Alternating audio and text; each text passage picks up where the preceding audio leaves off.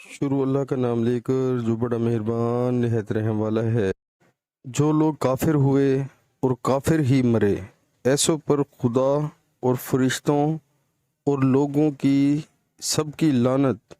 سبحان اللہ۔ پیارے مسلمانوں، اللہ تعالیٰ قرآن پاک کی اس آیت میں ہمیں بتا رہے ہیں جو کافر ہیں، جو ہندو ہیں، جو مشرک ہیں، ان سب پر اللہ تعالیٰ کی لعنت ہے جو کافر ہی مرے، یعنی کہ جنہوں نے کلمہ نہیں پڑھا۔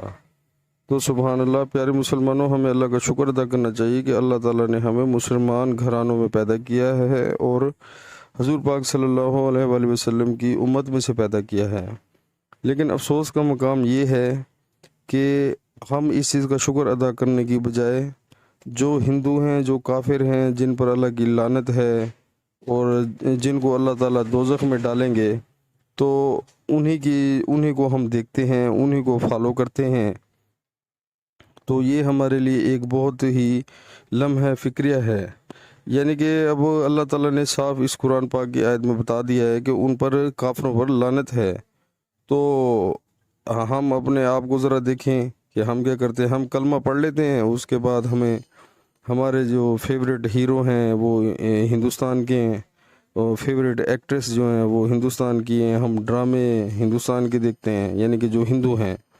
تو یہ ہمارے لیے جو ہے وہ بہت ہی برا مقام ہے کہ ہمارے یعنی کہ فیوریٹ وہی ہیں جن پر اللہ نے لعنت کی ہے۔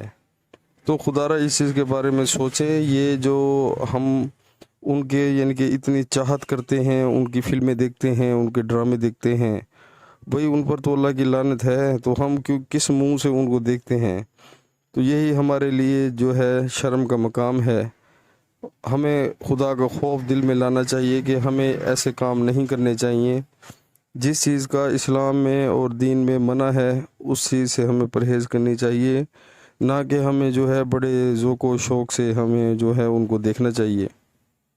تو پیارے مسلمانوں، ان چیزوں سے پرہیز کریں اور اللہ کی راہ پر آ جائیں، اسی میں ہمارا فائدہ ہے۔